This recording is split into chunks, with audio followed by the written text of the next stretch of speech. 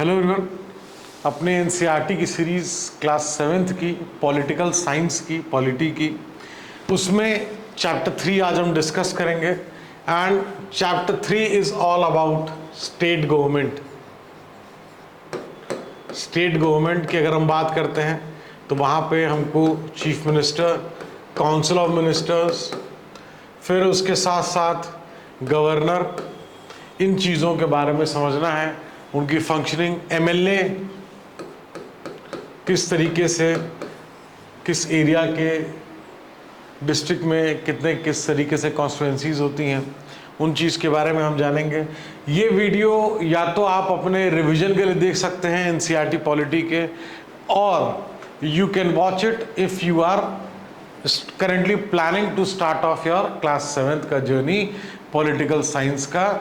Because इस video को देखने के बाद अगर आप चैप्टर नंबर 3 क्लास 7th के पॉलिटी का एनसीईआरटी का चैप्टर नंबर 3 देखेंगे तो आपको ये चैप्टर मिलेगा। और इसमें क्या क्या हम पढ़ना है, अब हम आगे स्टार्ट करते हैं। स्टेट गवर्नमेंट मेजरली अगर आप देखेंगे तो it's all about the state government. हमारा जो फेडरल स्ट्रक्चर है, फेडरल स्ट्रक्चर वो स्ट्रक्चर होता है जिसपे मोर देन वन लेवल पे गवर्नमेंट एग्जिस्ट करती है। तो अगर हम यहाँ बात करें तो गवर्नमेंट वर्क्स एट 3 लेवल्स, जिसके अभी हम बात कर रहे थे।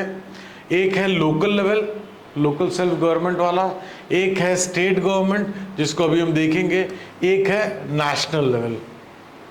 तो तीनों लेवल पे गवर्नमेंट की सबसे पहले अगर आप अपने से क्वेश्चन पूछें कि why do we require government work at 3 level, requirement क्या है, why do we require such thing?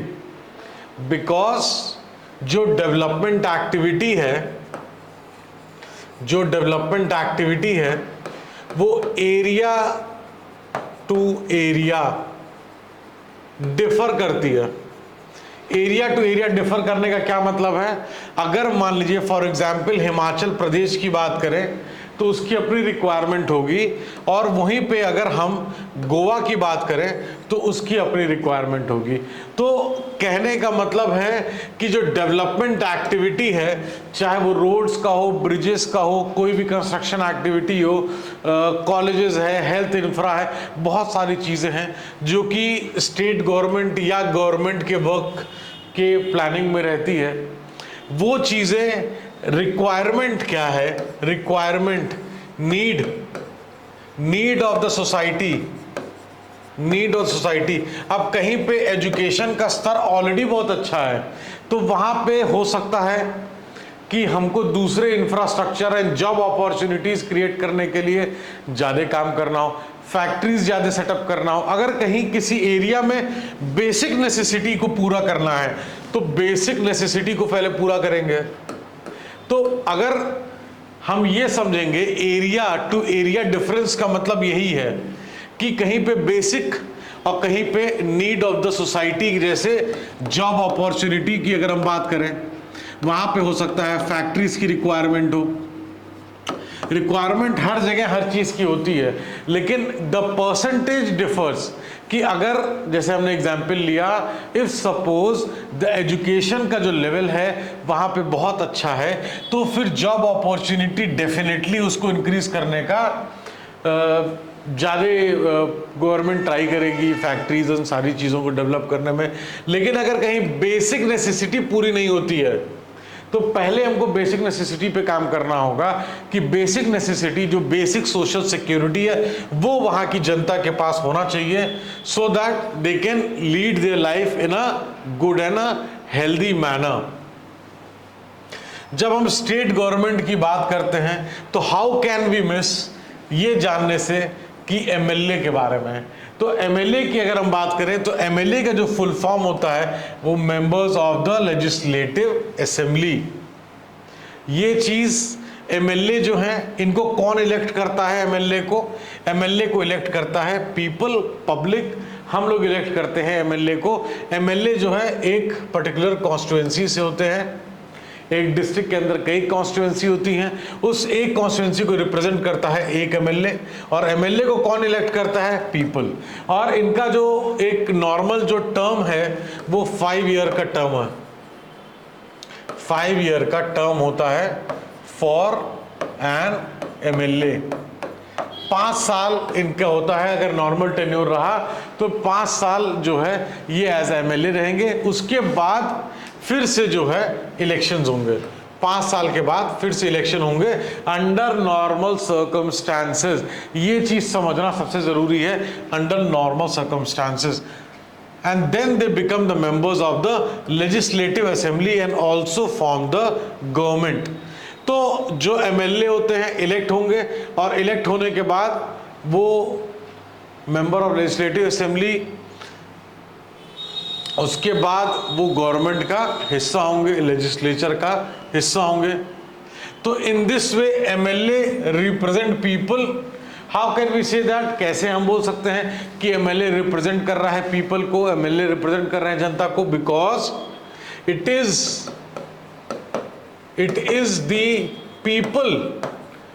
The people who elect the MLA. It is the people, जो आम जनता है उनके बीच से जो है इलेक्ट हो रहे हैं, आम जनता जो है वोट कर रही है, तो रिप्रेजेंट कर रहे हैं किसको? उस जनता को। तो इसलिए जनता इलेक्ट कर रही है, इसलिए हम कहते हैं कि वो रिप्रेजेंट कर रहे हैं पीपल को। Every state in India has a legislative assembly, each state is divided into different areas और कॉन्स्टिट्यूएंसी। तो जैसे हमने देखा कि हर जो कॉन्स्टिट्यूएंसी होती है, हर एक स्टेट में डिस्ट्रिक्ट होते हैं, हर डिस्ट्रिक्ट के अंदर कई कॉन्स्टिट्यूएंसीज होती हैं, तो वो कॉन्स्टिट्यूएंसीज जो है अलग अलग डिपेंड करता है, पॉपुलेशन पे डिपेंड करता है, जो उसका डिवीजन होता है उसके हिसाब से जो मेंबर्स होते हैं उस एरिया में जितनी सीट्स हैं उसके ऊपर कंटेस्ट करते हैं इलेक्शन, और जिसको जनता का सपोर्ट होता है वो इलेक्शन जीतता है, और इलेक्शन जीतने के बाद वो मेंबर ऑफ लेजिस्लेटिव असेंबली हो जाते हैं। तो जो पॉलिटिकल पार्टी की अगर हम बात करें जिसके more than 50%, more than 50% MLAs हैं, या मोर देन 50% अगर कोलिशन गवर्नमेंट फॉर्म कर रहे हैं, एक साथ कई पार्टीज आ रही हैं जिनके पास मोर देन 50% हो रहे हैं एमएलएज, तो वो क्या होता है? उनको हम कहेंगे मेजॉरिटी है इनके पास।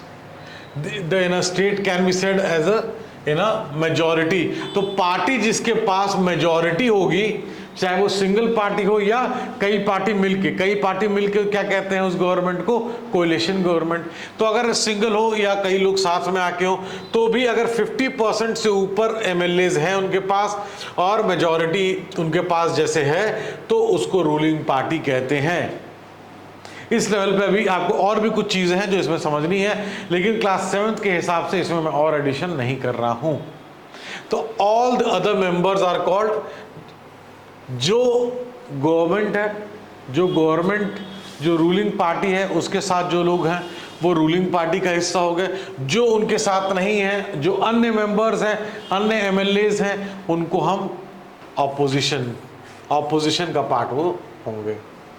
इस चीज़ में समझने में कोई कठिनाई मुझे नहीं लगता होनी चाहिए, सिंपल है और बहुत इम्पॉर्टेंट भी है आपके एग्ज़ाम के पॉइंट ऑफ व्यू से, because these are the concept some students they might say कि these are really very small concept, but yes, from these concepts also questions आ सकते हैं directly या indirectly. We should know and we'll be well aware of these things. तो the head of the state कौन होता है? head of the state. head of the state कौन होता है? head of the state होता है गवर्नर, और head of the state government की अगर बात करें, head of the state government कौन होता है? Chief minister. तो head of the state governor हो गए। गवर्नर सेंट्रल गवर्नमेंट द्वारा जो है अपॉइंटेड होता है, और वो इंश्योर करता है क्या? वो इंश्योर करता है कि स्टेट गवर्नमेंट काम कर रही है रूल्स रेगुलेशन कॉन्स्टिट्यूशन की चीज़ों को फॉलो करते हुए। ये चीज़ें हमारी एकदम क्लियर होनी चाहिए कि जो हेड ऑफ द स्टेट है वो गवर्नर है। Head of the state is governor. Governor को अपॉइंट कौन करता है? Central government. किस लिए करती है? क्या इंश्योर करने के लिए कि जो स्टेट गवर्नमेंट है वो काम कर रही है रूल्स एंड रेगुलेशन के हिसाब से, जो संविधान में जो रूल्स एंड रेगुलेशन लिखा हुआ है उसके हिसाब से स्टेट गवर्नमेंट काम कर रही है। ये चीज गवर्नर को जो है देखनी होती है। गवर्नर का अपॉइंटमेंट सेंट्रल गवर्नमेंट करती है। आप आगे गवर्नर के बारे में पढ़ेंगे और डिटेल में पढ़ेंगे, अपने स्टैटिक रेफरेंस बुक में भी पढ़ेंगे। लेकिन यहाँ पे अगर कुछ चीज़ें मिल रही हैं, आपको लगता है कि वो आपके हिसाब से अच्छी हैं, तो आप प्लीज़ उसका नोट डाउन कर लीजिए। मेरे को जो ठीक लग रहा है वो चीज़ मैं आपको बता। और इस पूरे चैप्टर में जो यूपीएससी के हिसाब से, जो आईएएस का एग्जाम कर लीजिए, आईपीएस का एग्जाम कर लीजिए, यूपीएससी सीएससी कर लीजिए, उस एग्जाम के पर्सपेक्टिव से मेरे हिसाब से, मेरी इंडिविजुअल चॉइस के हिसाब से जो मुझे ठीक लग रहा है उसको मैं यहाँ पे मार्क करके आपको जो है बता रहा हूँ। इसके अलावा आपको जो ठीक लगे आप अपनी बुक में अंडरलाइन करके उसका नोट्स बना सकते हैं। But do go through the 6 to 12 वाला एनसीईआरटी, बिकॉज वो आपका जो एक ऐसा बेस बनाएगा कि आगे चल के जब आप स्टैटिक की रेफरेंस बुक पढ़ेंगे, हायर बुक पढ़ेंगे, तो आपका अंडरस्टैंडिंग की डेवलपमेंट और अच्छी होगी। तो आफ्टर द इलेक्शंस जो एमएलए होते हैं belonging to the ruling party, अब रूलिंग पार्टी में कौन कौन होता है वो हमने देखा था कि एक साथ जो एमएलए जो मोर देन 50% जो एमएलए हैं एक साथ हैं, तो उनको रूलिंग पार्टी का हिस्सा जो है वो गवर्नमेंट जो फॉर्म करने जा रहे हैं वो रूलिंग पार्टी का हिस्सा है। बाकी जो एमएलएज हैं वो ऑपोजिशन का हिस्सा है। तो ruling party will elect their leader. तो रूलिंग पार्टी जो है ये जो मोर देन 50% है ये एक लीडर अपना इलेक्ट करेंगे। ये जो मोर देन 50% है ये एक लीडर इलेक्ट करेंगे। उस लीडर को हम चीफ मिनिस्टर के नाम से जाना जाता है।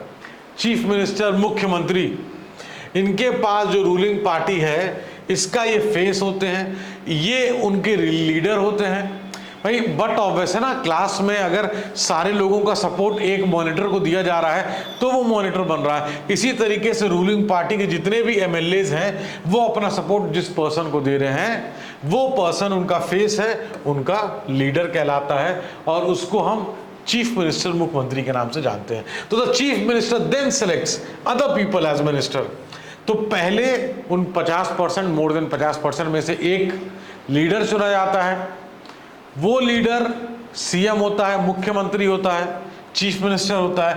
फिर वो जो चीफ मिनिस्टर हैं वो, क्योंकि चीफ मिनिस्टर के साथ साथ और भी तमाम मिनिस्टर्स होते हैं, अलग अलग डिपार्टमेंटल वर्क्स होते हैं, अलग अलग डिपार्टमेंट्स होते हैं जिसके अलग अलग हेड्स होते हैं, तो उनको चीफ मिनिस्टर क्या करते हैं? सेलेक्ट करते हैं। अदर पीपल एज मिनिस्टर्स, तो ये अदर पीपल भी एमएलए होते हैं। जो एमएलए नहीं होते हैं तो 6 मंथ्स के अंदर उनको मेंबर होना है। तो ये जो अदर पीपल जो as ministers after the election, it is the governor. देखिए फिर यहां आता है governor. Governor of the state appoint करता है किसको?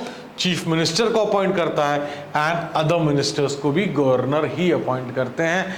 इसमें कोई कंफ्यूजन नहीं होना चाहिए कि अदर मिनिस्टर्स को सीएम अपॉइंट करते हैं, ऐसा कई बच्चे कंफ्यूजन में आ जाते हैं। ये क्लियर रखिए कि स्टेट के अंदर चीफ मिनिस्टर का अपॉइंटमेंट ये जो है गवर्नर कर रहे हैं। गवर्नर ऑफ द स्टेट जो है अपॉइंट करते हैं चीफ मिनिस्टर को एंड अदर मिनिस्टर को। तो the chief minister, other minister have responsibility of running the various government departments और मिनिस्ट्रीज, जिसके बारे में बात कर रहे थे कि मुख्यमंत्री है, ठीक, मुख्यमंत्री के साथ साथ और भी जो मिनिस्टर्स होते हैं उनकी जिम्मेदारी क्या होती है? अलग अलग जो डिपार्टमेंट्स हैं, मिनिस्ट्रीज होती हैं, उसमें जो है जो भी रिस्पॉन्सिबिलिटीज़ हैं उनको रन करने का, जो वेरियस गवर्नमेंट्स के डिपार्टमेंट्स हैं उनको वो रन करते हैं। उनके अपने अपने सेपरेट ऑफिसर्स होते हैं। और legislative assembly is a place जहाँ पे सारे एमएलए, चाहे वो रूलिंग पार्टी से हों चाहे वो ऑपोजिशन से हों, लेजिस्लेटिव असेंबली के अंदर सारे लोग मिलते हैं, डिस्कस करते हैं। और कुछ एमएलए की ड्यूअल रिस्पॉन्सिबिलिटी होती है। ये ड्यूअल रिस्पॉन्सिबिलिटी का क्या मतलब? ड्यूअल रिस्पॉन्सिबिलिटी का ये मतलब है कि एक तो उनकी ड्यूटी है एज अ एमएलए और दूसरी ड्यूटी है एज अ मिनिस्टर। तो ड्यूअल ड्यूटी, इसी को हम कह रहे हैं ड्यूअल ड्यूटी। जैसे यहां लिखा है one as MLA other as a minister. तो इस चीज हमको क्लियर होना चाहिए कि ड्यूअल ड्यूटी, यहाँ गवर्नर का हमने अपॉइंटमेंट में भी देखा, governor head of the state होता है, अपॉइंटमेंट कौन करता है, सेंट्रल गवर्नमेंट करती है। इस चीज को हमको एकदम क्लियर होना चाहिए, इसमें कोई कंफ्यूजन नहीं होना चाहिए। दीज आर सर्टेन थिंग्स, एक बार आपने पढ़ लिया, जॉट डाउन कर लिया, नोट डाउन कर लिया, उसके बाद सिर्फ और सिर्फ एक बर्ड्स आई व्यू करके रिवीजन लेना है। ट्रस्ट मी, कभी कभी जो चीज़ बहुत सिंपल लगती है, क्वेश्चन आ जाते हैं, अनएक्सपेक्टेड क्वेश्चंस आ जाते हैं, और अगर हमने पढ़ा हुआ है हम इसका आंसर दे दें, उससे अच्छी बात तो कोई है नहीं। तो भी आपका तो यही प्रयास है और यही प्रयास होना चाहिए कि बेटर से बेटर रिजल्ट आप लेके आ पाएँ, जो आपका डिज़ायर है उसको आप फुलफिल कर पाएँ। तो overall head is the chief minister. अगर इसको हम कहें कि इसको क्या कहते हैं, चीफ मिनिस्टर, उनके काउंसिल ऑफ मिनिस्टर को executive part of the government, ये executive part of the government होता है। तो all the MLA gather together assemble in the legislative assembly, उनको लेजिस्लेचर कहते हैं। They are the ones who authorises and supervises their work. तो आपको मैं यहां बता दूं, लेजिस्लेचर, इसके कौन कौन मेंबर होते हैं, ऑल एमएलएस, ऑल एमएलए, चाहे वो मंत्री हो, चाहे वो नहीं हो, चाहे नॉर्मल पर्सन हो जो कि एमएलए है, जितने भी लेजिस्लेटिव असेंबली के मेंबर हैं वो सब लेजिस्लेचर का हिस्सा हैं, और इस लेजिस्लेचर में से ही एग्जीक्यूटिव का पार्ट होते हैं लोग। इसी लेजिस्लेचर से एग्जीक्यूटिव का, पॉलिटिकल एग्जीक्यूटिव का पार्ट होते हैं, जिसमें मुख्यमंत्री, उनके जो काउंसिल ऑफ मिनिस्टर्स हैं, सब पार्ट होते हैं इसके एग्जीक्यूटिव के, और सारे एमएलए लेजिस्लेचर के पार्ट होते हैं। तो यहाँ पे ये चीज़ क्लियर होना चाहिए, थिन लाइन डिफरेंस है। ऑल जितने भी एग्जीक्यूटिव हैं are part of legislature, but all legislature are not part of executive. ये चीज़ आपको समझनी चाहिए कि जितने भी एमएलए हैं जो गैदर हो रहे हैं लेजिस्लेटिव असेंबली में, उनको लेजिस्लेचर बोलते हैं। And head of the chief minister, या this is called as executive part of the government, chief minister या उनके काउंसिल ऑफ मिनिस्टर्स जो है एग्जीक्यूटिव का पार्ट होते हैं। अब ये हो गया गवर्नमेंट का पार्ट। अब यहाँ पे जनता ने वोट दिया, इलेक्ट किया, लोग गए, काम होता है, कभी कभी काम नहीं होता है, कभी कभी काम बहुत तेजी से होता है, कभी कभी काम डिले होके होता है। तो उसमें क्या जनता के पास, पब्लिक के पास, बेटर टू से पब्लिक के पास कोई से होता है? एक तो है कि 5 साल के बाद जब चुनाव होगा तो फिर से इस गवर्नमेंट को नहीं चुनेंगे, लेकिन क्या 5 साल तक अपनी आवाज उठाने के लिए कोई जरिया है? तो जरिया है। जरिया क्या है? न्यूज़पेपर, जरिया है टीवी चैनल, आज के डेट में जरिया सोशल मीडिया का भी है। सोशल मीडिया भी बहुत ज़्यादा प्रोमिनेंट हो गया है। मैगजीन्स की बात कर लें, इंटरव्यूज़ की बात कर लें, रैलीज़ की बात कर लें, कोई भी पीसफुल तरीके से अगर हम गवर्नमेंट के बारे में कुछ बोल रहे हैं तो वो हमारे अधिकार है, और पब्लिक को फ्रीडम है कि वो अपने आप को एक्सप्रेस कर सकते हैं इन अ पीसफुल मैनर में गैदर हो सकते हैं। ये हमारे डेमोक्रेसी का एक ब्यूटीफुल पावर है, एक ब्यूटीफुल हिस्सा है जो कि जनता के हाथ में होता है। तो वर्किंग ऑफ द गवर्नमेंट के ऊपर भी पब्लिक का चेक रहता है। बहुत सारी ऑर्गेनाइजेशंस, बहुत सारे इंडिविजुअल्स, बहुत सारे एक्टिविस्ट वो कहीं ना कहीं देखते रहते हैं कि गवर्नमेंट किस तरीके से एग्जीक्यूट कर रही है चीज़ें। ऐसा तो नहीं कि किसी प्रोजेक्ट की वजह से, किसी की वजह से बहुत ज़्यादा नुकसान हो नेचर को या जनता को फायदा से ज़्यादा नुकसान हो। उन चीज़ों के ऊपर भी जनता का जो से है वो न्यूज़पेपर, टीवी चैनल्स और बहुत सारे रैलीज एंड सिग्नेचर कैंपेन्स, इन सब के द्वारा अपने चीज़ों को जनता एक्सप्रेस करती है। पीसफुल तरीके से एक्सप्रेस करा जा सकता है। तो ये चीज़ें थी जिसमें हमने चैप्टर 3 में देखा। इसके बाद चैप्टर 3 में कुछ और चीज़ें भी हैं, लेकिन मैंने ऊपर जितनी भी मेजर चीज़ें थी उसको जो है कवर कर लिया। और ये चीज़ें आप जब खुद से रीड करेंगे तो you can go through it, लेकिन मेरे हिसाब से यूपीएससी के लिए जो रिक्वायर्ड था मैंने उसको कवर किया है। अगर आपका कोई क्वेश्चन है तो do let me know. Thank you so much watching the video.